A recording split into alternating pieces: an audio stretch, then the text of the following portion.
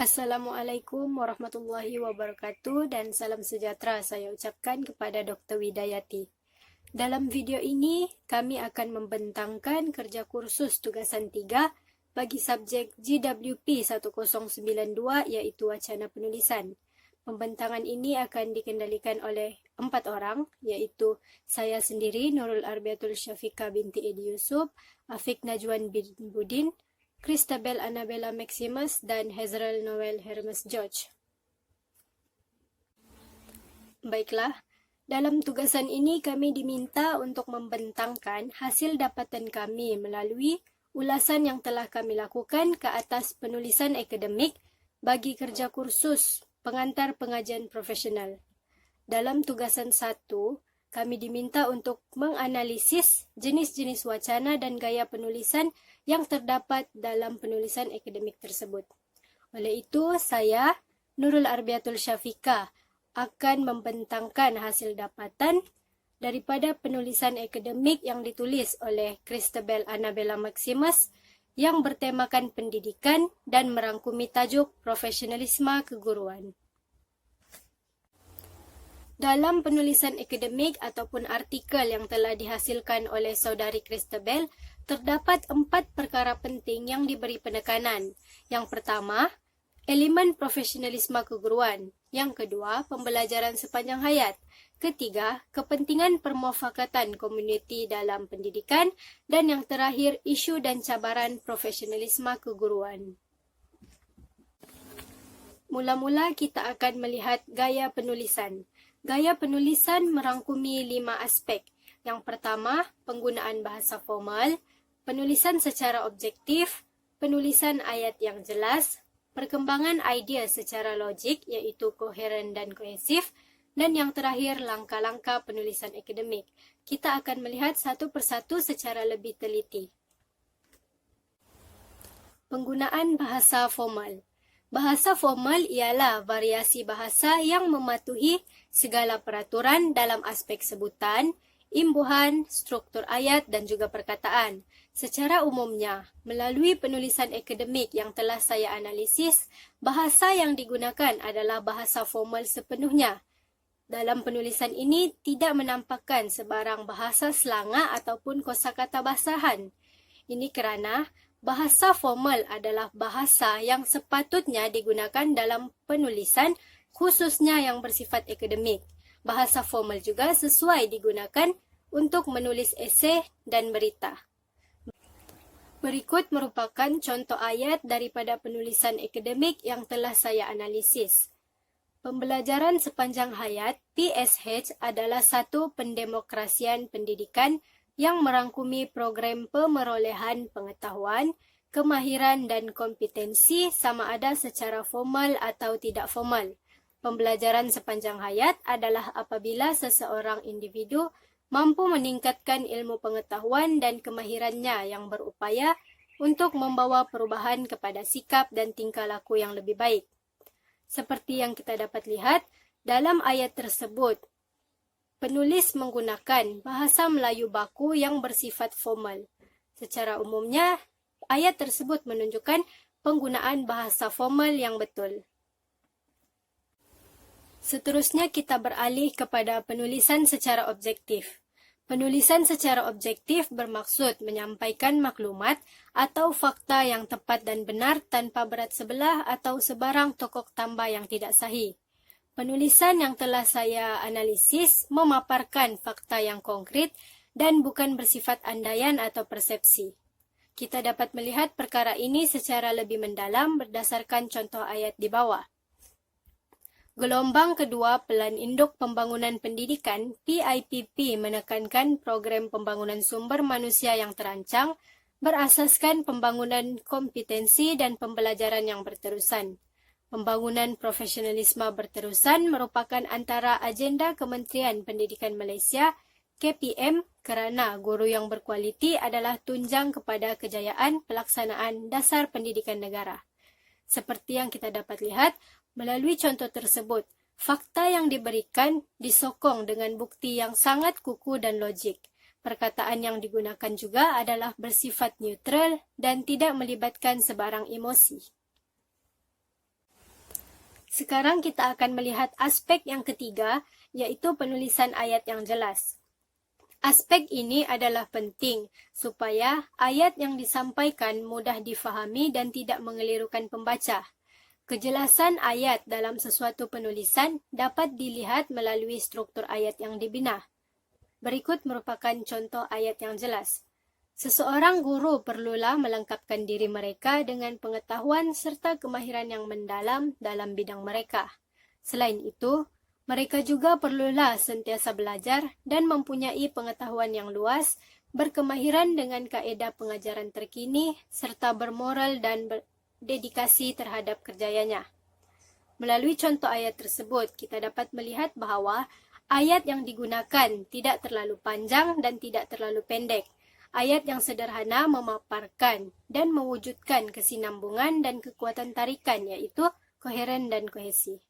Secara umumnya, penulisan yang telah saya analisis adalah jelas kerana organisasi idenya teratur, isi pentingnya juga menjadi fokus utama serta isi-isi yang disampaikan saling berkait dengan topik utama.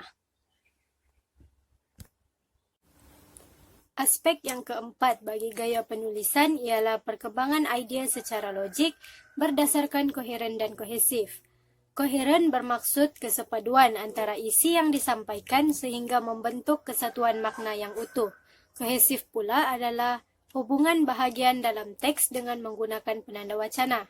Secara keseluruhannya, penulisan akademik yang telah saya analisis memenuhi koheren kerana idea yang disampaikan dapat dihuraikan dengan sangat jelas dalam urutan dan juga disokong dengan bukti dan contoh yang kukuh.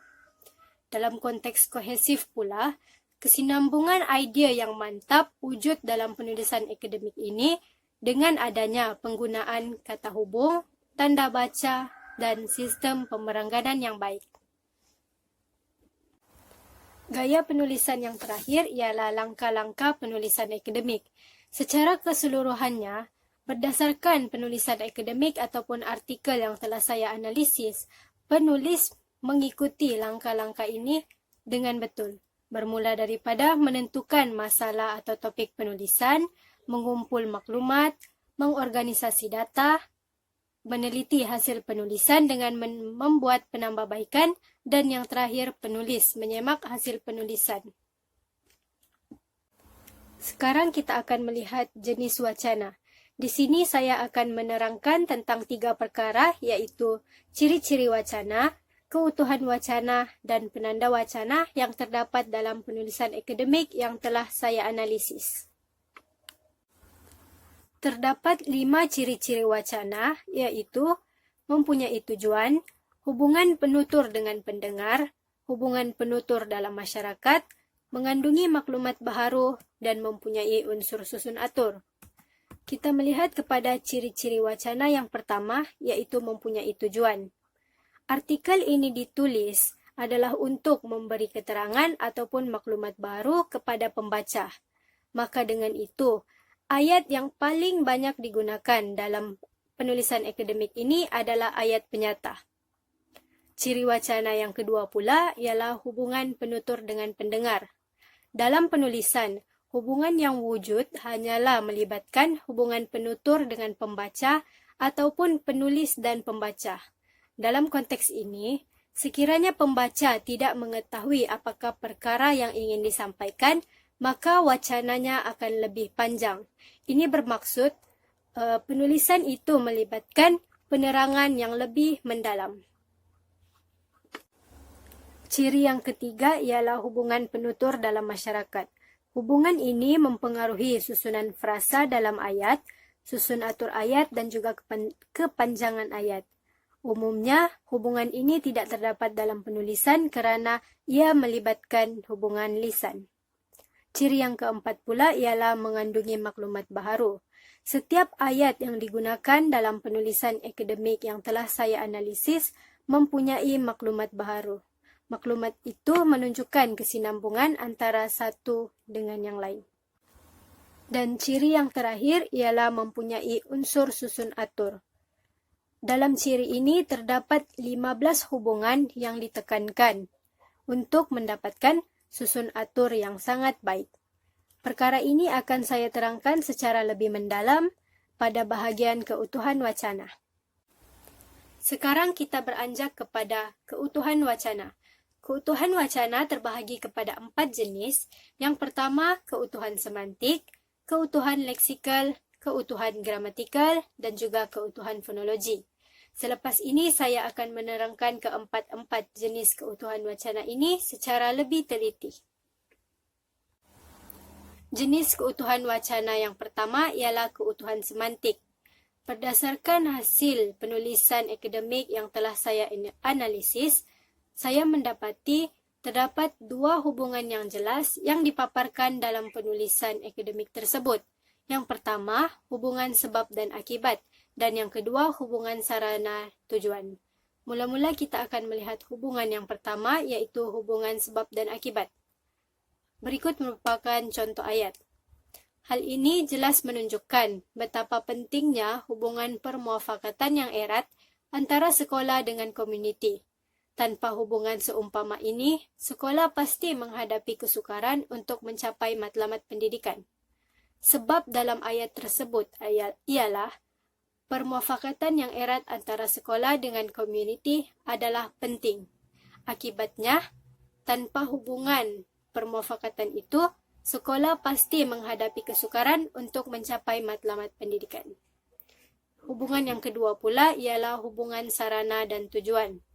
Contoh ayat adalah seperti berikut. Ajaran dalam agama dapat dijadikan sebagai panduan untuk membentuk perwatakan atau sasya yang terpuji sebagai seorang guru. Sarana dalam ayat tersebut ialah menjadikan ajaran dalam agama sebagai panduan. Tujuan pula dapat dibuktikan dalam ayat tersebut dengan melihat kepada kata hubung untuk, yaitu untuk membentuk perwatakan atau sasya yang terpuji sebagai seorang guru.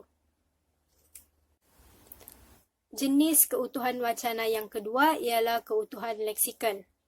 Berdasarkan analisis yang telah saya lakukan ke atas penulisan akademik yang ditulis oleh saudari Christabel, saya mengambil 2 contoh keutuhan leksikal. Yang pertama, persamaan leksikal atau sinonim dan kolokasi. Sinonim merujuk kepada perkataan yang berlainan bentuk ejaan, tetapi mempunyai makna yang sama. Contoh ayat adalah seperti berikut. Keguruan pula adalah hal yang berkait dengan guru, yaitu peranan, tugas, dan kelayakan sebagai guru. Dalam ayat tersebut, perkataan yang sinonim ialah peranan dan tugas. Contoh yang kedua, kolokasi. Kolokasi ialah pengulangan yang melibatkan kehadiran sekumpulan perkataan yang saling berkait dengan sesuatu idea, topik, situasi atau konteks. Contoh ayat dalam penulisan yang telah saya analisis adalah seperti berikut. Antara cabaran profesionalisme keguruan ialah cabaran dalam melahirkan murid yang berpengetahuan, berkemahiran, berketerampilan, mengamalkan nilai dan sikap positif serta dinamik, dan dapat menyumbang kepada kemajuan dan pertumbuhan ekonomi negara. Seperti yang kita dapat lihat pada slide, perkataan yang telah saya bold merujuk kepada suatu topik, yaitu ciri-ciri murid yang perlu dilahirkan. Dari sudut keutuhan gramatikal pula, saya telah mengambil 2 contoh, yaitu penanda rujukan dan penanda penghubung. Penanda rujukan merujuk kepada kata ganti nama diri orang dan kata ganti nama tunjuk. Contoh ayat yang menggunakan penanda rujukan adalah seperti yang dipaparkan dalam slide. Berdasarkan ayat tersebut, kita mendapati bahwa kata ganti nama diri orang yang digunakan ialah mereka, dan kata ganti nama tunjuk adalah ini. Contoh yang kedua, penanda penghubung. Penanda penghubung berfungsi untuk menjalinkan perkataan dengan perkataan, frasa dengan frasa, klausa dengan klausa, serta ayat dengan ayat. Contoh seperti dipaparkan dalam slide. Penanda penghubung yang digunakan ialah seterusnya dan oleh itu. Keutuhan fonologi merupakan jenis keutuhan wacana yang terakhir. Dalam wacana penulisan, keutuhan fonologi dilihat dari segi hentian suara, nada suara, dan intonasi suara.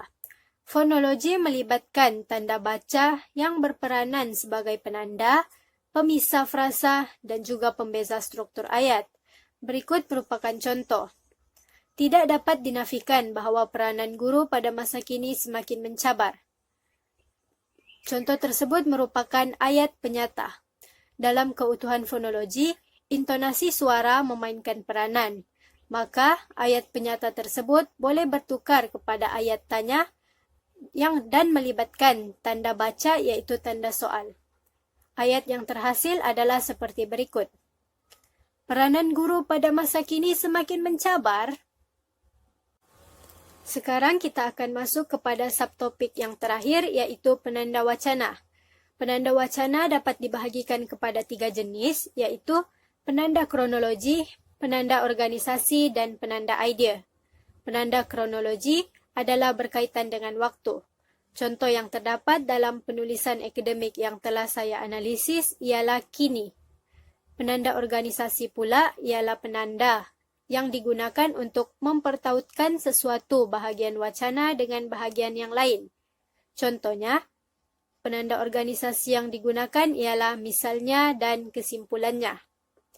Penanda wacana yang ketiga pula ialah penanda idea yang menghubungkan antara fakta dengan fakta dan idea dengan idea. Penanda idea dapat dibahagikan kepada 3 jenis juga, iaitu mengembangkan idea, pertentangan idea, dan hubungan idea. Selain itu dan seterusnya digunakan untuk mengembangkan idea, tetapi walaupun dan namun untuk pertentangan idea dan oleh itu serta oleh hal yang demikian digunakan untuk hubungan idea. Contoh ayat yang terpapar dalam slide merupakan ayat yang menggunakan penanda wacana. Baiklah, itu sahaja dari saya. Pembentangan akan diteruskan oleh Saudara Afiq Najwan. Seterusnya, saya akan mengulas hasil penulisan akademik GPP 1063 pengantar pengajian profesional yang dihasilkan oleh rakan saya iaitu Muhammad Nafizuddin bin Muhammad Kamal dari kelas PPISMP BMSK 1. Dalam penulisan ini, tajuk yang dipilih oleh penulis ialah elemen-elemen profesionalisme keguruan dan pembelajaran sepanjang hayat yang dapat menangani cabaran dan isu profesionalisme keguruan semasa. Tajuk tersebut jelas menunjukkan bahawa hasil kerja kursus ini bertepatan dengan tema yang diberikan dan mengikut kehendak soalan.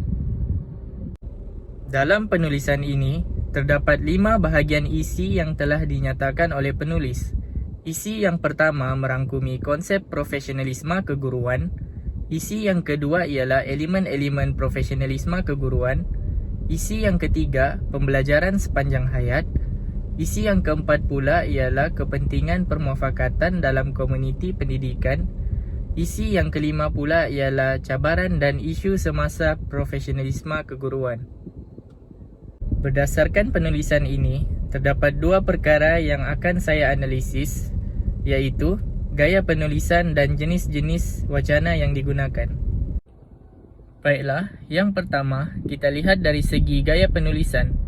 Setelah membaca penulisan akademik ini, saya dapat menganalisis bahawa penulis mampu menarik perhatian pembaca melalui isi kandungan dalam penulisan yang telah dibuat. Kejelasan ayat dalam penulisan tersebut membolehkan pembaca mudah memahami segala isi yang hendak disampaikan dan tidak mengelirukan pembaca. Dari segi penggunaan bahasa formal, laras bahasa yang digunakan adalah laras bahasa akademik yang betul dan gramatis serta bertepatan dengan ciri penulisan dan amat mudah difahami. Contoh penggunaan bahasa formal dalam penulisan akademik ini ialah penulis ada menyatakan bahawa menurut Kamus Dewan edisi keempat 2007, perkataan keguruan didefinisikan sebagai perkara yang berkait dengan guru, iaitu berkaitan dengan peranan, tugas dan kelayakan sebagai seorang guru. Contohnya, masyarakat memandang tinggi nilai-nilai keguruan yang unggul. Berdasarkan contoh yang dinyatakan tadi, penulis dapat membina ayat dengan jelas serta mengembangkan idea dan hujah secara logik dan sistematik. Yang kedua adalah dari segi penulisan secara objektif. Seperti yang kita tahu, penulisan secara objektif bermaksud menyampaikan maklumat atau fakta yang tepat dan benar tanpa ada berat sebelah atau tokok tambah. Oleh itu, contoh ayat dalam penulisan yang menunjukkan bahawa penulis menulis secara objektif ialah salah satu daripada matlamat maupun aspirasi yang ingin dicapai kerajaan melalui Pelan Pembangunan Pendidikan Malaysia PPPM 2013 hingga 2025 ialah membina perpaduan melalui pendidikan. Dalam contoh tersebut jelas menunjukkan bahawa terdapat satu fakta yang disampaikan, iaitu membina perpaduan melalui pendidikan yang merupakan aspirasi atau matlamat Pelan Pembangunan Pendidikan Malaysia. Seterusnya, kita masuk dari segi penulisan ayat yang jelas. Penulisan akademik tersebut adalah jelas seperti yang kita sedia maklum. Hal ini demikian kerana penulis dapat mengaitkan satu isi dalam perenggan kohesif dengan idea utama. Sebagai contoh, ayat berdasarkan Raja Empat, antara kepentingannya adalah dapat meningkatkan pembangunan profesionalisme guru. Hal ini disebabkan oleh hubungan kerjasama antara sekolah dengan sekolah lain mampu melonjakkan prestasi sekolah masing-masing. Berdasarkan contoh tersebut, semua idea dalam perenggan dapat dikaitkan dengan isi utama dan penulis juga meletakkan idea utama dalam ayat pertama bagi sesuatu perenggan. Seterusnya, perkembangan idea secara logik iaitu koheren dan kohesi. Contoh perkembangan idea yang dapat dilihat dalam penulisan ini ialah penulis ada menyatakan, tambahan pula, guru juga perlu memiliki jati diri dan sikap kenegaraan. Hal ini selaras dengan peranan konsekuensi guru sebagai warga negara yang melaksanakan tanggungjawab kepada bangsa dan negara. Maksudnya di sini, koheren dan kohesi terdapat dalam penulisan dalam contoh ayat tersebut dengan adanya perkembangan idea secara logik berdasarkan isi utama yang dihurai. Baiklah, seterusnya kita masuk kepada keutuhan wacana. Dalam penulisan akademik, terdapat 4 keutuhan wacana yang dapat dianalisis. Antaranya ialah keutuhan semantik, keutuhan leksikal, keutuhan gramatikal dan keutuhan fonologi. Bagi keutuhan semantik, seperti yang kita tahu, terdapat 2 jenis keutuhan semantik, iaitu hubungan semantik antara bahagian-bahagian wacana dan kesatuan latar. Dalam penulisan akademik ini, penulis ada menyatakan hubungan semantik antara bahagian-bahagian wacana. Contoh ayat yang dapat dikenal pasti ialah, di samping itu, masalah disiplin murid ialah isu yang tidak dapat ditangani oleh pihak sekolah sahaja. Masalah ini memerlukan kerjasama ibu bapa serta komuniti untuk menanganinya demi menjaga kepentingan bersama. Contoh ayat tersebut jelas menunjukkan bahawa terdapat hubungan antara bahagian-bahagian wacana yang berupa hubungan antara klausa atau ayat sahaja, iaitu menggunakan alasan dan akibat. Sebagai contoh, kalau kita lihat alasan adalah ayat yang pertama, iaitu di samping itu, masalah disiplin murid ialah isu yang tidak dapat ditangani oleh pihak sekolah sahaja. Ayat tersebut merupakan alasan dan akibatnya ialah masalah ini memerlukan kerjasama ibu bapa serta komuniti untuk menanganinya demi menjaga kepentingan bersama. Seterusnya, bagi keutuhan leksikal pula, penulis ada menyatakan jenis hubungan hiponim yang membentuk keutuhan leksikal. Contoh ayat yang dinyatakan ialah, oleh itu, kemahiran profesionalisme keguruan harus dimiliki dan dikuasai oleh insan yang bergelar pendidik.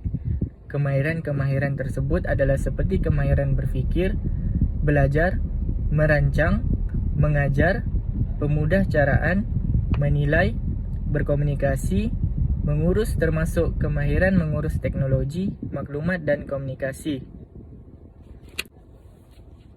Berdasarkan ayat tersebut, terjadi pengulangan hyponim yang melibatkan hubungan antara makna khusus dan makna umum, iaitu makna yang umum merangkumi makna yang khusus. Makna yang umum ini disebut sebagai superordinat, manakala yang khusus disebut sebagai subordinat atau hyponim. Berdasarkan contoh, perkataan kemahiran merupakan superordinat, manakala kemahiran berfikir, belajar, merancang, mengajar dan sebagainya itu adalah merupakan subordinat atau hyponim. Selain itu, keutuhan yang ketiga ialah keutuhan gramatikal. Dalam keutuhan gramatikal ini, penulis ada menyatakan jenis keutuhan gramatikal yang terdiri daripada penanda penghubung. Penanda penghubung berfungsi untuk menjalinkan perkataan dengan perkataan, frasa dengan frasa, klausa dengan klausa, dan ayat dengan ayat. Jadi, penulis ada menggunakan penanda penghubung seperti selain itu, seterusnya, seperti, kemudian, oleh sebab itu, kedua, ketiga, dan sebagainya. Penggunaan pelbagai jenis kata hubung ini adalah bertujuan untuk mengembangkan idea atau mengembangkan sesuatu huraian dalam penulisan. Di samping itu, keutuhan yang keempat ialah keutuhan fonologi. Keutuhan fonologi yang terdapat dalam sesuatu wacana dapat dilihat dari segi hentian suara, nada suara dan intonasi suara. Hal ini secara tidak langsung akan menimbulkan hubungan semantik yang berbeza antara bahagian-bahagian wacana. Perkara ini dapat dilihat dalam peranan intonasi suara, misalnya yang amat penting sebagai penanda dan pemisah frasa dan pembeza struktur ayat, seperti contoh yang dinyatakan oleh penulis, iaitu guru yang berkualiti menjadi tonggak utama dalam menjayakan pelaksanaan dasar pendidikan negara yang berkait rapat dengan keberhasilan murid.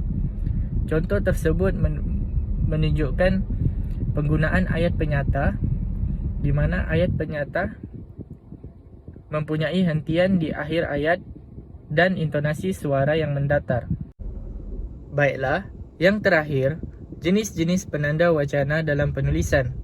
Seperti yang kita tahu, terdapat 3 jenis penanda wacana, iaitu penanda kronologi, penanda organisasi, dan penanda idea.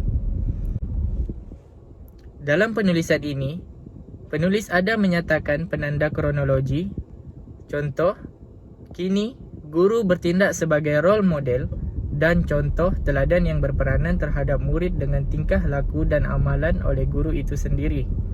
Penggunaan penanda kronologi dalam ayat tersebut ialah perkataan kini yang menunjukkan masa. Jenis penanda wacana yang kedua ialah penanda organisasi. Penggunaan penanda organisasi dalam penulisan ini ialah penulis ada menyatakan dalam konteks ini masalah kemiskinan merupakan salah satu faktor ada antara murid yang datang ke sekolah dalam keadaan serba kekurangan. Penggunaan penanda organisasi dalam contoh tersebut ialah dalam konteks ini. Penanda organisasi ini juga berfungsi untuk mempertautkan sesuatu bahagian wacana dengan bahagian yang lain. Yang ketiga ialah penanda idea. Seperti yang kita tahu, penanda idea ini adalah berfungsi sebagai penghubung antara fakta dengan fakta dan idea dengan idea. Jadi, penanda idea dalam penulisan ini yang dinyatakan oleh penulis ialah selain itu, melalui kerjasama dan permufakatan komuniti, khususnya penglibatan organisasi swasta dalam membantu murid yang kurang berkemampuan dan bernasib baik, sangat diperlukan. Penggunaan berdasarkan contoh tersebut, penanda idea yang digunakan ialah selain itu, yang merupakan penghubung antara idea dengan idea. Baiklah, Seterusnya saya serahkan kepada rakan saya iaitu saudari Bella. Baiklah, kita beralih pula kepada analisis penulisan akademik berkaitan profesionalisme keguruan yang ditulis oleh saudari Nurul Arbiatul Syafiqah binti Edi Yusuf. Secara keseluruhannya, penulisan akademik ini adalah berkaitan profesionalisme keguruan di Malaysia. Dalam penulisan akademik ini, penulis telah membincangkan beberapa aspek berkaitan profesion keguruan. Antaranya ialah elemen-elemen profesionalisme keguruan, pembelajaran sepanjang hayat, kepentingan permufakatan komuniti dalam pendidikan, serta menganalisis cabaran dan isu pendidikan terkini. Melalui aspek-aspek yang dibincangkan ini, guru-guru dapat meningkatkan profesionalisme keguruan mereka di samping membawa perubahan terhadap sistem pendidikan seiring dengan arus globalisasi pada masa kini. Seterusnya kita masuk dalam analisis gaya penulisan yang terdapat dalam penulisan akademik kini. Yang pertama ialah penggunaan bahasa formal. Bahasa formal ialah bahasa yang bersifat baku, iaitu bahasa Melayu yang betul dari segi ejaan, sebutan, istilah dan sebagainya. Antara penggunaan bahasa formal dalam penulisan ini ialah Kamus Dewan edisi keempat 2007 mentakrifkan profesionalisme sebagai suatu pekerjaan yang khusus dan dilaksanakan oleh seseorang yang mempunyai kelulusan dan latihan ikhtisas yang berkualiti. Gaya penulisan yang kedua ialah penulisan secara objektif, yaitu penyampaian maklumat atau fakta dengan tepat. Dalam penulisan ini, penulis telah mengaitkan topik-topik yang dibincangkan dengan laporan atau kajian yang terdahulu. Contoh petikannya ialah Laporan Suruhanjaya Diraja mengenai Perkhidmatan Perguruan Malaysia Barat, Laporan Aziz 1971, telah mencadangkan agar etika profesion keguruan diadakan bagi pembentukan tata susila profesion keguruan agar kesedaran dan amanah guru terhadap tugas dan tanggungjawab sebagai pendidik tidak terabai. Seterusnya ialah penulisan ayat yang jelas, yaitu hubungan antara idea dengan berpandukan kepada idea utama. Sebagai contoh, dalam penulisan ini, penulis dikehendaki untuk menganalisis cabaran profesionalisme keguruan dengan isu pendidikan terkini. Penulis telah mengemukakan ide utama berkaitan cabaran profesionalisme keguruan, yaitu cabaran guru dalam melahirkan murid yang mahir dalam teknologi maklumat dan komunikasi. Dalam huraian bagi cabaran ini, penulis telah menyatakan bahwa teknologi maklumat dan komunikasi adalah sistem yang ingin ditingkatkan selaras dengan transformasi PIPM gelombang kedua 2016 hingga 2020.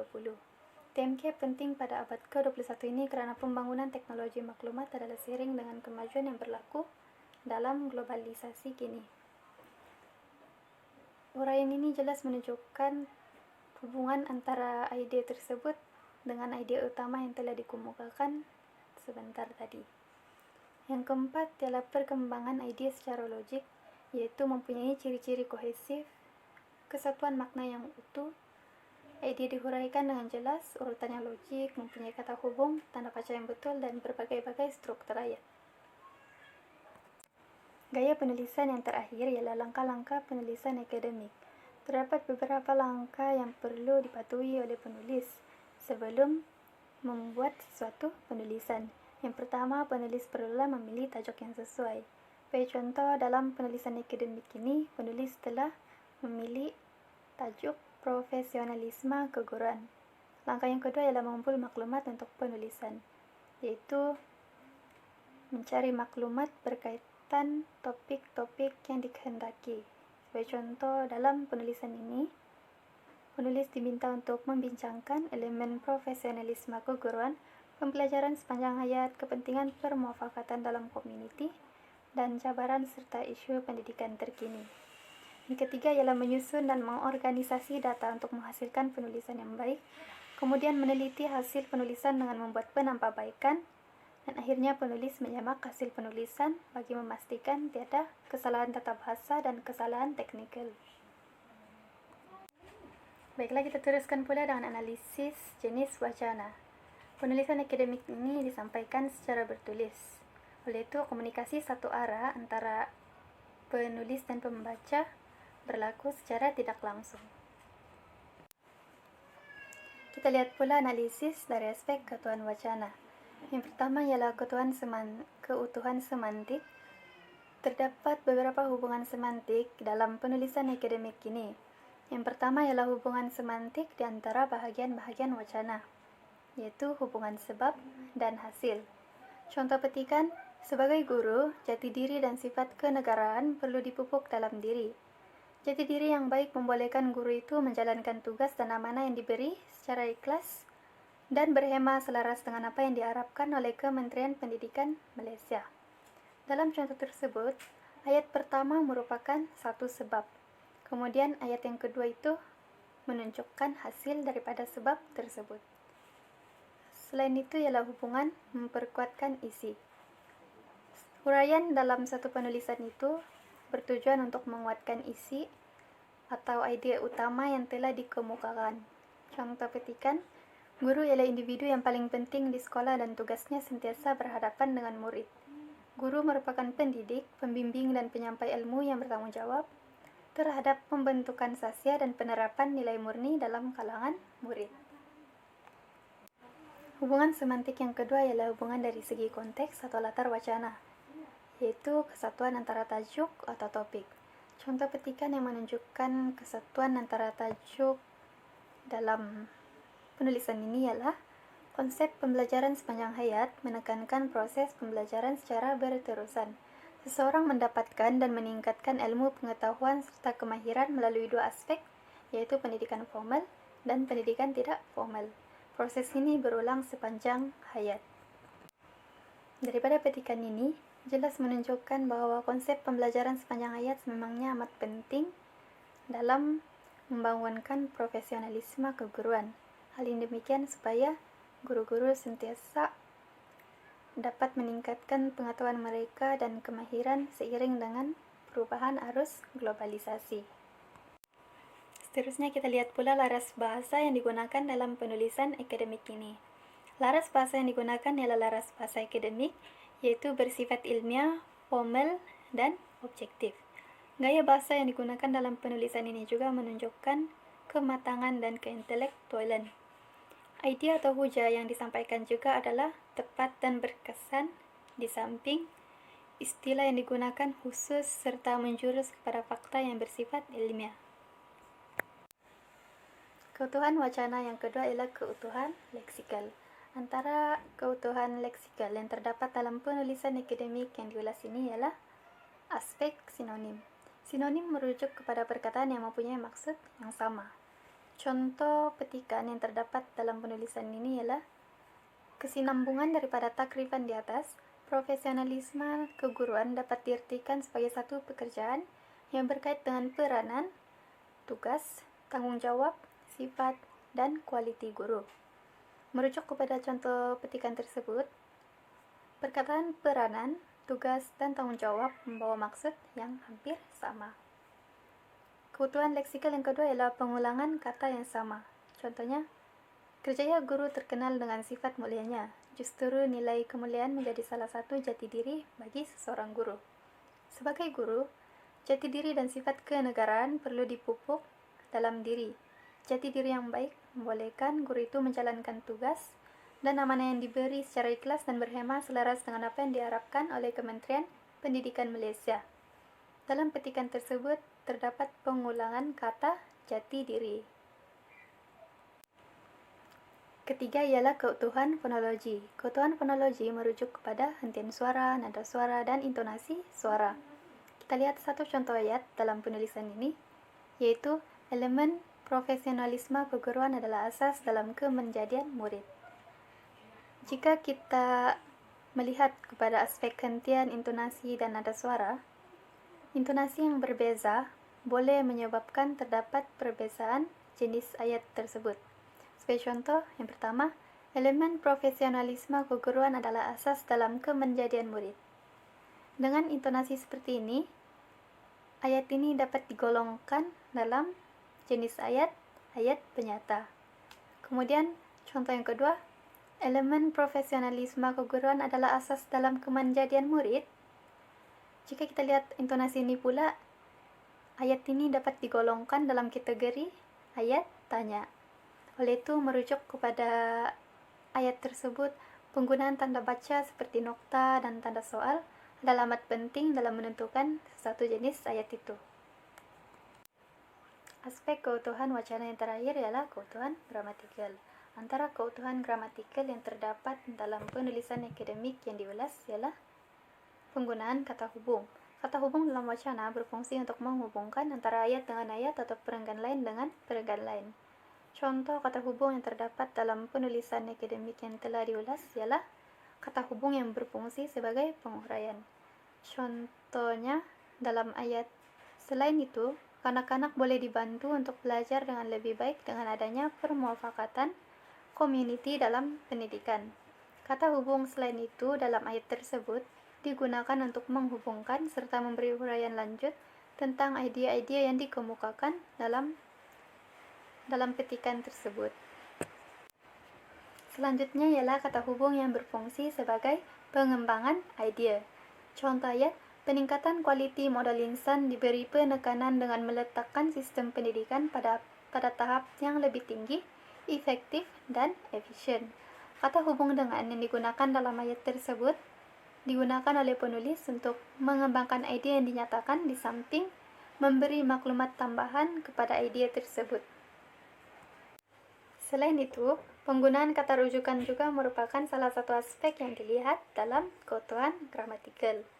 Kata rujukan adalah kata yang boleh menggantikan sesuatu sama ada benda atau manusia.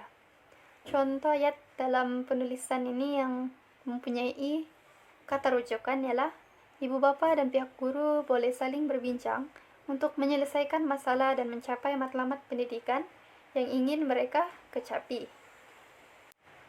Dalam contoh tersebut, kata ganti nama diri mereka digunakan oleh penulis untuk merujuk kepada pihak ibu bapa dalam uraiannya. Baiklah, kita lihat pula analisis dari aspek penanda wacana yang terdapat dalam penulisan akademik ini. Penanda wacana terbagi kepada 3, yaitu penanda wacana kronologi, penanda organisasi, dan penanda idea. Yang pertama, penanda kronologi. Penanda wacana ini berfungsi untuk memberi pengertian kepada sesuatu persoalan yang berkaitan dengan waktu. Contohnya dalam ayat, teknologi maklumat dan komunikasi penting pada abad ke-21 ini karena pembangunan teknologi maklumat adalah seiring dengan kemajuan yang berlaku dalam globalisasi kini. Penanda wacana pada abad ke-21 ini dan kini menunjukkan waktu. Kedua ialah penanda organisasi yang berfungsi untuk mengaitkan sesuatu bagian wacana dengan bagian yang lain. Antara contoh penanda organisasi yang terdapat dalam penulisan akademik yang diulas ialah justeru dalam konteks ini dan contohnya. Ketiga ialah penanda idea. Penanda idea berfungsi untuk menghubungkan antara fakta dengan fakta ataupun idea dengan idea. Hubungan ini bertujuan untuk mengembangkan sesuatu ide tersebut ataupun sebagai pertentangan atau hubungan antara idea. Antara contoh penanda idea yang terdapat dalam penulisan akademik ini ialah selain itu, selanjutnya, dan maka. Seterusnya saya serahkan kepada rekan saya, Hezrel, untuk meneruskan pembentangan. Terima kasih saya ucapkan kepada Saudari Bella. Baiklah, sekarang saya, Hezrol Noel, akan teruskan pembentangan mengenai hasil analisis yang telah saya lakukan terhadap sebuah artikel. Artikel ataupun penulisan yang telah dianalisis bertajuk Profesionalisme Keguruan. Artikel yang telah diulas ini merupakan hasil karya oleh penulis yang bernama Rico Terison. Secara ringkasnya, artikel ini berkenaan berkaitan dan pentingnya permufakatan community dalam bidang pendidikan seiring dengan penglibatan secara langsung profesionalisme keguruan dalam hal tersebut. Aspek pertama yang telah dianalisis ialah berkaitan dengan gaya penulisan. Yang pertama, penggunaan bahasa formal. Contoh penggunaan bahasa formal dapat dilihat dalam petikan ini, yaitu profesionalisme keguruan merujuk kepada pekerjaan yang berkait dengan peranan tugas, tanggung jawab, sifat, dan kualiti guru yang membawa bersama tanggung jawab, integriti, dan accountability terhadap murid dan masyarakat. Petikan ini terdapat pada muka surat 1. Dapat dilihat bahwa dalam petikan ini ada penggunaan laras bahasa yang baik dan betul, serta tidak penggunaan bahasa basahan. Seterusnya, yang kedua, penulisan secara objektif. Penulisan secara objektif dapat dilihat dalam contoh petikan tersebut, yaitu selanjutnya, permufakatan community dalam pendidikan penting dalam menangani masalah disiplin murid. Hal ini demikian karena masalah disiplin murid merupakan isu yang tidak dapat ditangani oleh pihak sekolah saja. Masalah ini memerlukan kerjasama ibu bapak dan community dalam menanganinya demi menjaga kepentingan semua pihak. Petikan ini terdapat pada muka surat 7. Dalam petikan ini dapat dilihat bahwa ia menyampaikan fakta yang tepat dan benar. Seterusnya, yang ketiga, penulisan ayat yang jelas. Contoh, antara cabaran yang dihadapi dalam profesionalisme keguruan adalah untuk menyediakan murid yang berkemampuan dan berdaya saing bagi menghadapi persaingan globalisasi. Ayat ini dapat dilihat pada muka surat 7. Jelas bahwa ayat ini mudah dipahami dan tidak mengelirukan. Selain itu, ide juga dapat disampaikan dengan jelas.